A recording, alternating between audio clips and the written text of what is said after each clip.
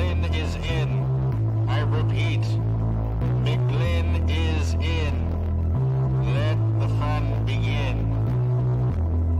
This is the Commissioner Evaluation Podcast with your host, John McGlynn. Was that Herms?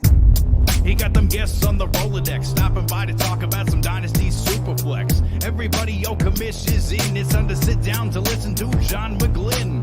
Yo, who we trading, who we fading, who we getting off the squad. Knowledge never overrated, playing for number one.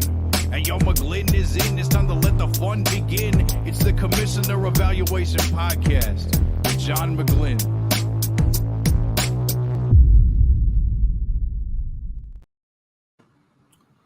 Welcome to the Commissioner Evaluation Show. I'm John McGlynn. I'm here with my guy, my host, co-host with the Mo-host, JT, Justin Taylor. We're going to talk about starting a new redraft league this year. It's a little bit too late to start a Dynasty league. You can still do it, definitely. But at this point in time, most people who do Dynasty leagues are all pretty much in. They've already drafted. They've done their rookie drafts. They've, all that's together. You can still definitely do a Dynasty league, but I think most people who are coming out of the off-season closet right now and jumping into these redraft leagues, they're more. This is more redraft speed for you, JT. What do you think about that kind of situation? Yeah, I think some of us been knee deep in Dynasty all summer, but people that haven't been, I just did my home league draft on Sunday, 16 years running. I live draft, best thing ever. Started it up with a bunch of guys I went to high school with when I moved back in town 15, 16 years ago. Been the best thing ever. It's a great time together. A perfect time for you to start your own, either with people you went to high school with, people you went to college with, people at work, family members. This is a perfect time right now. Preseason's almost done. A lot of the injuries are happening. They're almost off the board. Now is when you want to start doing redraft season. So you still have time to kind of get everything together, do a6 league. Still a couple weeks away. This is the time to do it. What's a good size for a league? Because I've heard of 6-team leagues, 8-team leagues, 10-team leagues, 12, 14, 16. I've heard of like carbon copies of leagues, stuff like that. We're talking about redraft here, just simple get together leagues with your buddies and stuff. I think 12 is a perfect size league, but what's the difference between the smaller leagues and the bigger leagues? Yeah, for me, I think 12 is kind of that perfect number on leagues, but I'm in a bunch of 10-team leagues. Most of my home leagues are 10 just because it seems like it's easier to find 10 set people to be in a league. Plus, it's not so deep. So if you're in people who, love football, but they're a little fringe on how deep they're going to watch stuff or pay attention, I think 10-team leagues are nice because everybody's got a little bit of a stronger team and everybody kind of sticks together. I feel like those leagues are real close, real competitive. So I have no problem with a 10-team league. I know a couple people in 8-team team leagues. I don't know if you ever used to watch on the show that was on FX, The League, and they had an 8-team league, and they used to always joke about how ridiculous it was. They only had 8 teams in the league. I know a couple people in 8-team leagues. If you got to do it, you can. But the problem with 8-team leagues is like everyone is absolutely loaded.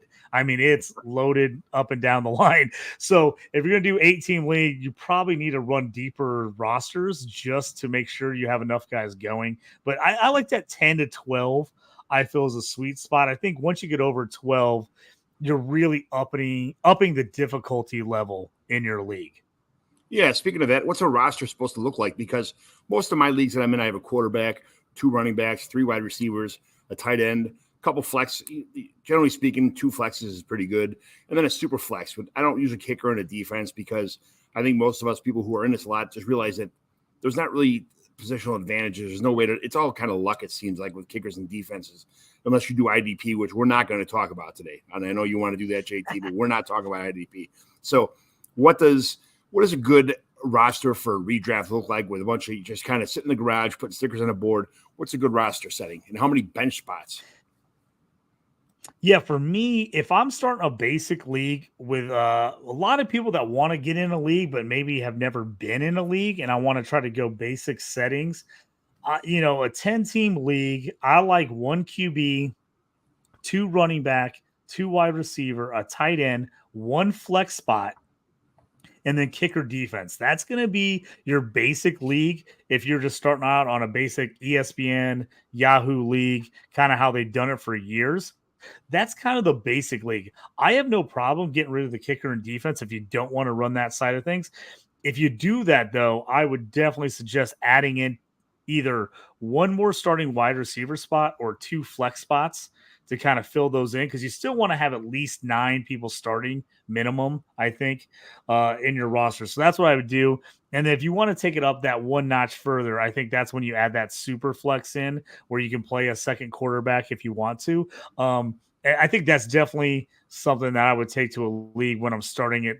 Take a vote and see if people want to do that, because usually people, 1 QB is kind of the way to start, and then you kind of move your way up to super flex as you get in, because super flex and tight end premium, that adds a little bit some extra to the strategy, I think.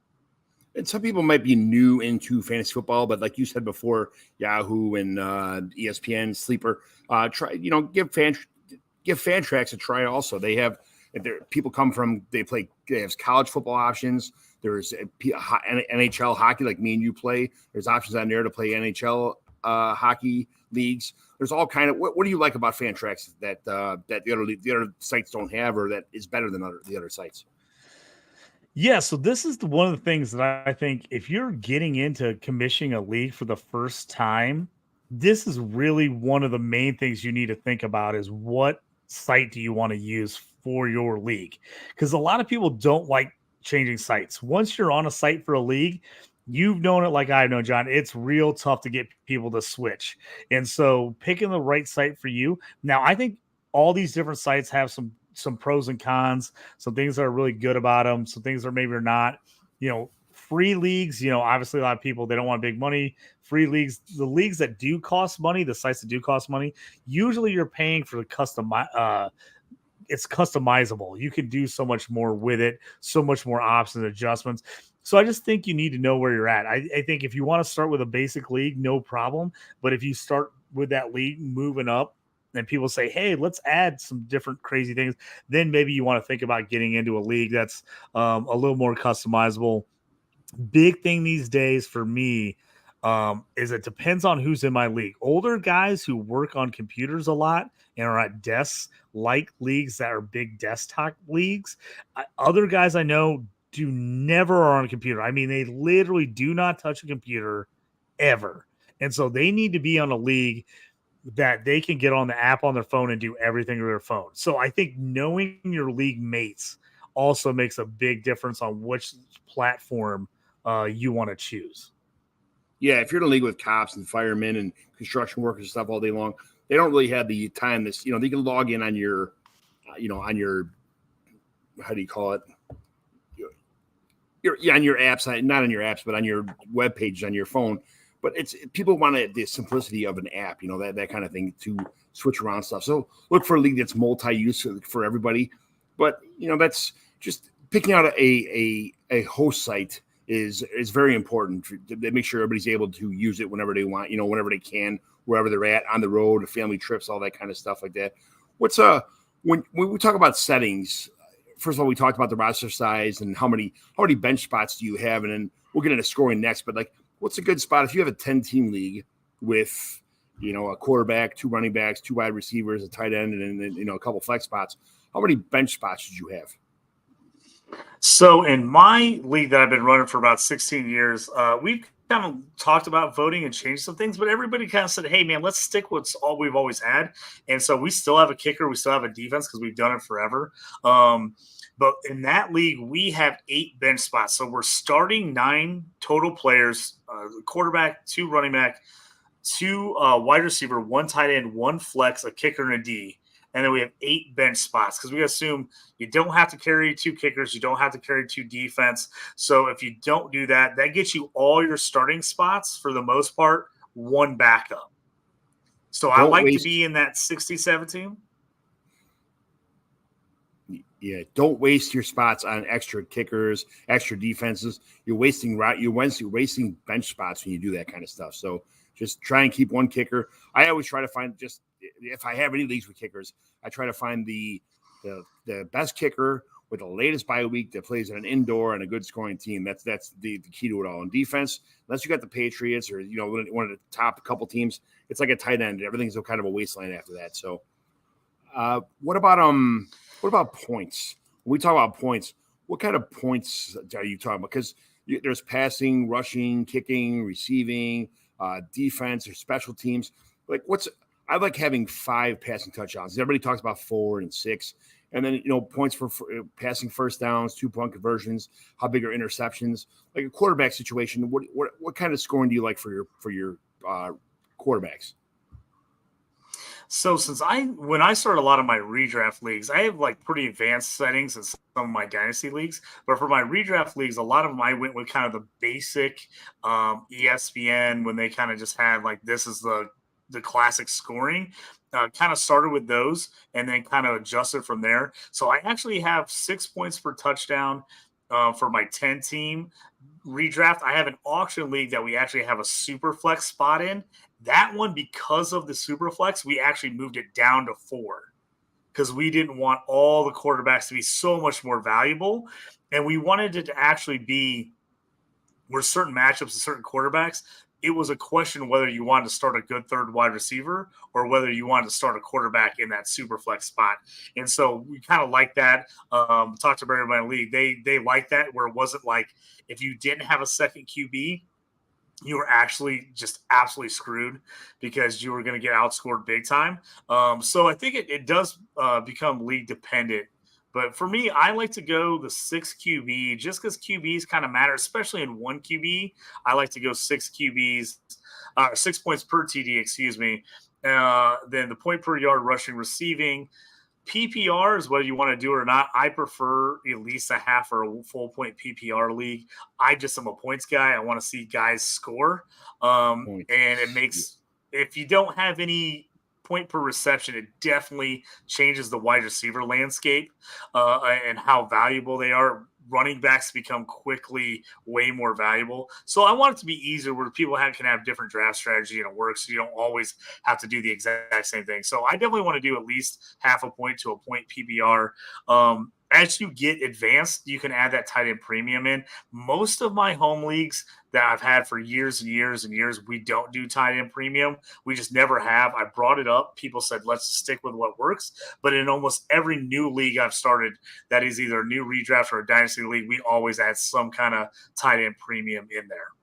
Yeah, the best thing about redraft leagues is at the end of the year, whatever beefs you had all year long or whatever problems you have with the scoring or whatever problems you had with lineups, whatever you had, you could throw in you could just start from scratch, play the Yahtzee game and throw everything on the middle of the table and say, hey, we didn't like this year. We didn't like that this year. So I recommend everybody to get, even if you see these dynasty leagues and you're kind of intrigued by them, or even campus Canton leagues or IDP leagues, what you should do is start with redraft leagues. So you get everybody's familiar with the sites and how to use the waiver wire, how to, all that kind of stuff, and realize like, okay, this is crap. We had 4-point passing touchdowns, but I had a quarterback who threw 48 touchdowns, and he could have been so much better. Or my rushing quarterback didn't throw that many touchdowns, but you could have got so much more if it was a 6-point touchdown, or vice versa.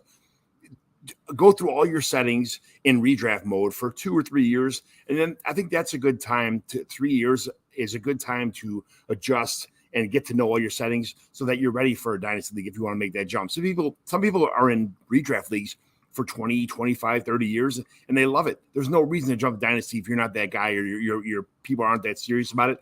It's super fun not to worry about stuff in the off season and just show up, do a redraft, hang out, meet with your friends maybe 2 or 3 times a year, whenever you get a chance to. But it's a great way to kind of filter through the settings and get to know your league and get to know what your league wants in redraft leagues. I think it's fantastic to do that. Yeah, I love that idea. I mean, I'm in a ton of redraft leagues, and dynasty leagues. I don't think you have to choose one or the other. I think, sometimes people are like, oh, you either got to play all dynasty or you're going to play all redraft or you're going to play all best ball or all IDP. I play in everything, and I like the variety. That's part of my favorite thing. I'm in a ton of redraft leagues. Now, where it would get boring to me is if every redraft league I had was the exact same setup. I don't know if I would be as inclined to be in a bunch of them. But I love that everyone's slightly different, either scoring, bonus points, lineup setup. Maybe I'm in a league that's a redraft that's overall points league. It's total points. So if you already are in a couple redrafts, say you're in one or two redraft leagues and you've never commissioned a league and you're like, hey, I want to do something a little bit different. I want to get in one or two more leagues. I'm not sure I'm ready to like full on jump into Dynasty all around. Maybe get a couple buddies or some of you guys who've been in a league or people that are interested and maybe start a new league with like kind of cool different settings. And I think that's the best part where fantasy football has come around in the last 5 or 6 years is the way you can customize scoring and lineups and how many guys you start, I think is unbelievably awesome because you used to not be able to do any of that stuff. So take a league. I started an auction league a decade ago just because I heard about an auction. I'd never been in one. And I was like, hey, let's just do an auction. I want to see what it's like. I want to see it's different. So I'm in an auction league that I run that's totally different than my regular redraft league. I think it's great. I'm in a league that's been around for about 25 years called the Big Money League. It's regular redraft, regular rosters, but it's all kinds of bonus points. And its overall point champion gets the most money. And they do run a tournament, but that's like the side pot. So having those slight differences to me is what makes everything so fun. Yeah, it's all about what your league wants. It's voting. It takes a long time sometimes. I have a humongous, like 7-page manifesto of all the league rules I have, but that's 20 years of fantasy football poured into there. And I've learned the hard way a long time about what rules are good, what rules are bad. I share them. They're on my homepage and my Twitter page. They're linked, but it takes a long time to get to know what you like. And you know what? You're the commissioner. You have to run a league that's fun for you also. Make sure the league that you're starting up is what you want. Don't be like all 10 people, all 9 people or all 11 people or all 13 people strong arm you into doing something you don't want to do. You're the one that's going to put all the work in. You're the one that's going to be doing all the settings. You make sure it's a site you're comfortable with. Make sure it's the settings you want to be. Make sure the scoring is. Of course, you have to give a little bit. You can't have everything your own way, but just make sure it's something that you want to do, and you like what it looks like at the end of the day. So, what about like payouts? Like people talk about, is it a lot of times I like to use the like 70, 25, 5 kind of situation. Some people like to, the thing is the winner gets rewarded the most. Other than that though, there's people who get like high points every week. They get $50 or $10 every week or $5 every week. I'm not a big fan of that because I think the winner who put the most effort in, used the waiver wire, drafted well, whatever situation, traded well, whatever situation he got to win the championship, he earned that. I don't know why you would want to get in a league where you pay 5% every week for times 16 or 13 weeks or 14 weeks, but it diminishes the pot so much. I understand where people like that. They get a little money back, a little taste of the action every time their high score every week, but I'd rather have 75 or 70, 25, 5, maybe something to the division winners, maybe something to people who got to buy, I guess kind of kick something out. But what do you think about paying people out for all these individual scoring things and all the rest of the, you won 3 games in a row, you get the turkey prize, or what do you think about all those other side pot bet things? I used to do a lot more side pot bets in a lot of my leagues when I had very few leagues and I had more time to kind of jump in and take care of it every week and make sure everybody's getting the right payouts. As I've gotten older and gotten more leagues, most of my leagues have voted to kind of simplify. So I used to always pay everyone that made the playoffs something. And then I've kind of cut it down to, I was doing like top 4. Now I'm kind of down to more closer to like the top 3 in a lot of situations. I do have a couple leagues where I like to do a regular season pot, a overall point scoring pot, and then first, second, third place. Now, part of the reason I don't mind breaking that pot up sometimes is you can win multiple pots. So if you win regular season points and the championship, bam, you knocked out all 3 pots. You're crushing it. you had the best team in the regular season. You won the regular season, but you didn't have the most points, and you finished second. Well, now you can win two. You can win regular season points champion or record, and then also second place. That's a double up. I have another league where we do first through fourth get paid, and then overall points championship also gets paid. So that's sometimes like, hey, maybe you were number one and you got upset in the playoffs. You end up finishing like third. You could still actually end up making as much money as the person who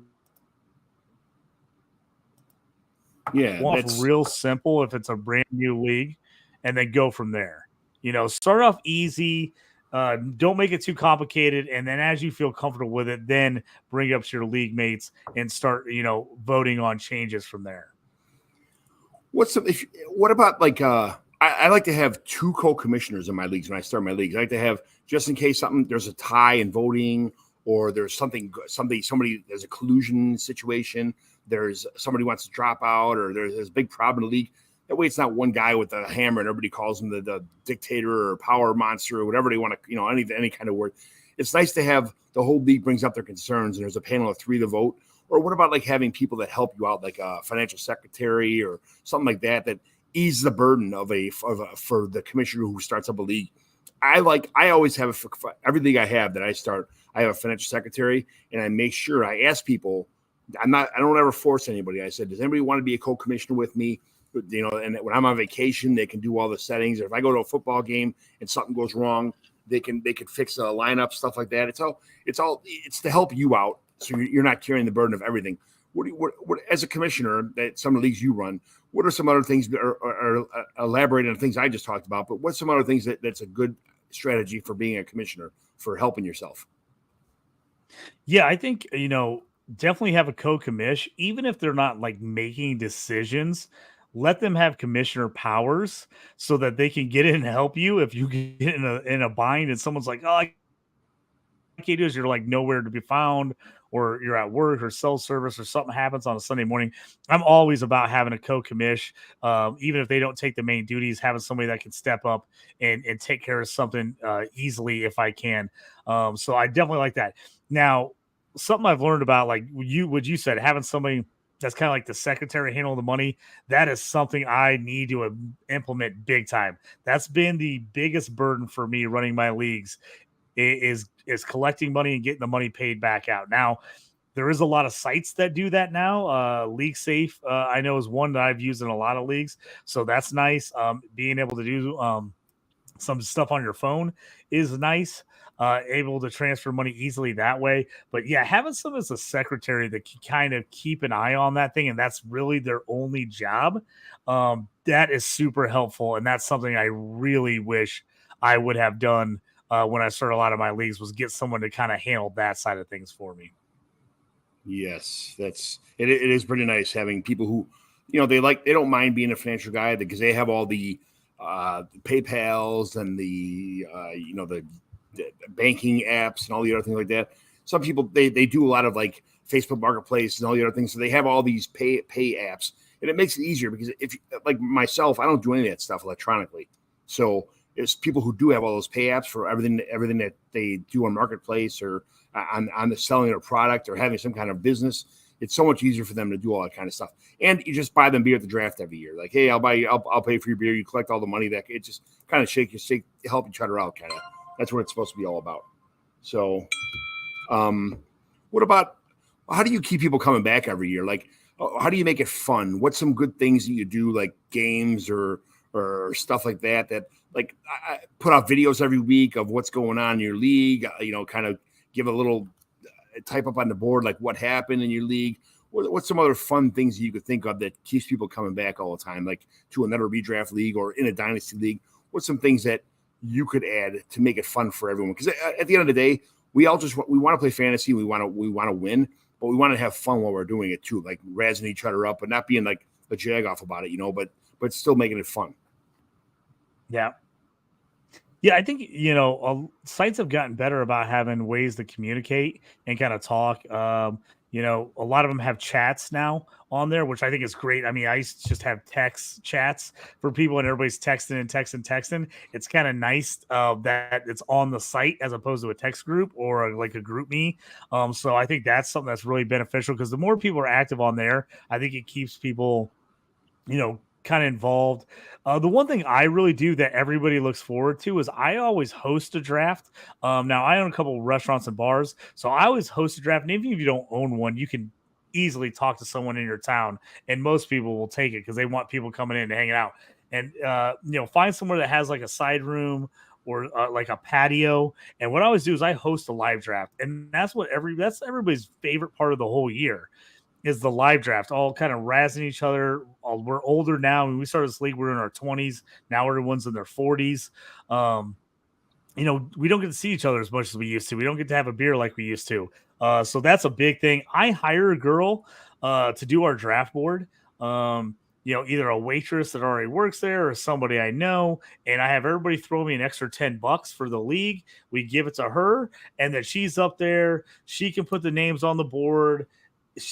I always end up with like really cool girls that just love to give the guys a hard time and razz them, and that's part of the good thing. I've got like some drinking rules at the draft where if you pick somebody that's already been drafted, you got to buy a drink or a shot for the person that you took their player. I've got a couple different things like whoever takes the first kicker in defense, they got to take a terrible shot. So we do some fun things like that. It just makes the draft interesting and it makes people look forward to it. And I've noticed so much these days because it's so easy to draft on your phone or computer that so many people don't do live drafts. In my redraft leagues, that's what keeps people coming back is the live draft, the fun of the live draft.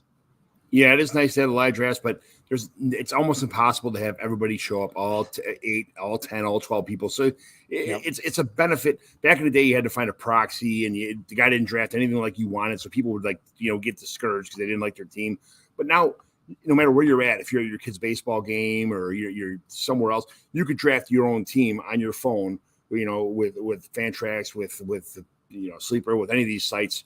So make sure it's available to everybody. Because it's impossible with people with families nowadays like us. It's impossible for people to be everywhere. So we're going to do a couple of these throughout the off. We got a couple more weeks, a week and a half till football season starts. But during the season too, I'm gonna start trying to do more commissioner based shows to help people out. But we're just kind of touching on some subjects that I've heard about the last couple of days, or people had asked me, or me and JT talked about. So I wanted to do that. But we got a question in the chat here for a trade here from Andrew Gifford at Gifford Talks. He says, "Hi, I was just offered Ramondre and Dallas Goedert.